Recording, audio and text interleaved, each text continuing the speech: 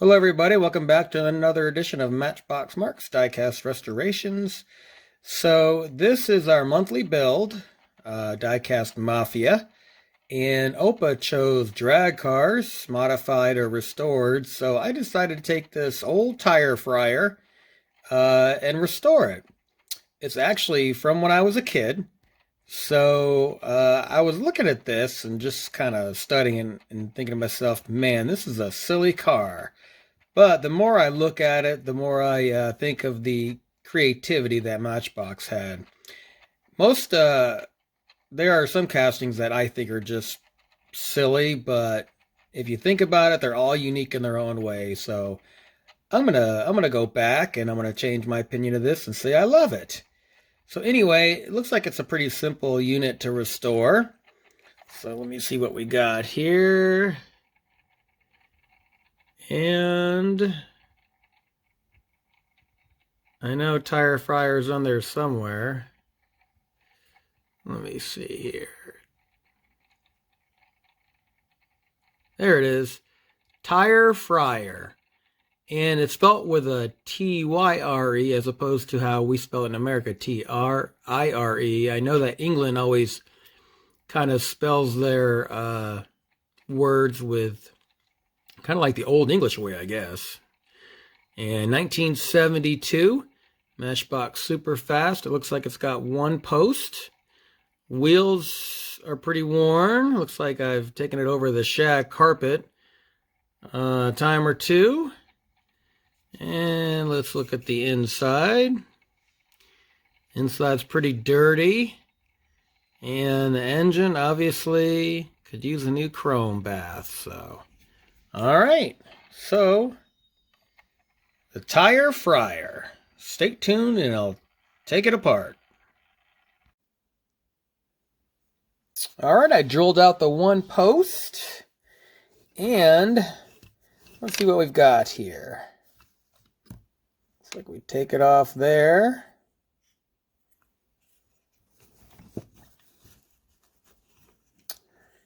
And it looks like the engine is, let me get a light in there. Looks like there's a couple more rivets in there. Shine a light in there.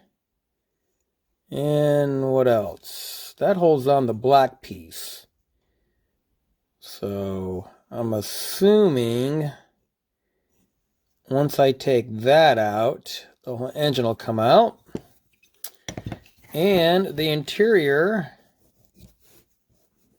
here is actually held on by a rivet.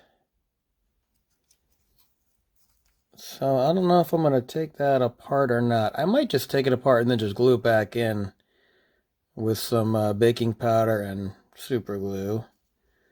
All right, so let me take apart that engine and see what we've got. Stay tuned. All right, so after more investigating, found some other rivets holding everything together. So first things, let's check out the body.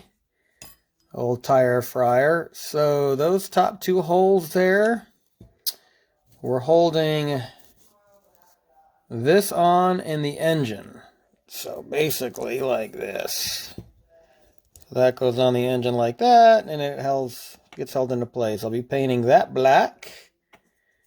And I'll chrome out the engine, and I noticed that, maybe I can see it better over here.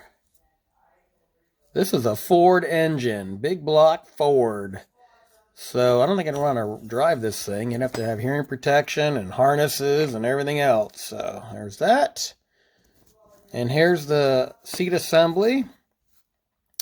This was held in by two rivets as well. And what I like about this, the designer says, hey, I'm going to drop this down and then that way I'll cover the rivet. I'll tell you, the engineering is just simply amazing. And then here's the chassis. So, time to take this to the stripper and clean everything up, and let's see what we've got. Stay tuned. All right, got the tire fryer all stripped up, ready for primer. Came out pretty good. There's the base plate. I primer that and paint it black. And here's the body. Let's see here. I think it's my wife's phone in the background. What I like about this, it's funny when you really take these apart, you really get to study them, is it's got mirrors right there for the driver. But if you notice it, they're aiming right at the engine. I guess if you're driving, you can see if there's a fire or something and then bail out. But anyway, so I'm going to take this to get it primered and we'll see what we got. Stay tuned. All right, so here's the tire fryer all primed up. I actually did the body in white because I'm going to paint it the metallic blue and just wanted it to have a lighter base coat. So I don't know what these things are on the side. I'm thinking they're fuel tanks for the big old engine on the back. Not a lot of detail on this, but I could imagine the mold for this thing is kind of an unusual shape. And then here's the base. All right. Go put a coat of paint on these and see what we've got working with. All right, so I've got all the parts to the tire fryer all ready to be put back together. So it's actually a pretty simple unit. So hopefully it'll go together without a hitch. Painted it in the metallic blue. It's a really cool color that Tamiya has. And the tires, I just chromed out the rims because, you know, I've had this since I was a kid and I kind of like the wear on the tires. So I'm going to keep those original. But I just cleaned up the rims. So, all right, stay tuned for the final reveal. All right, so since I had to take out the little rivets holding this seat in place, I had to do the baking powder and super glue to hold them in there. So after this dries, I'll reassemble it and see where we're at. Stay tuned.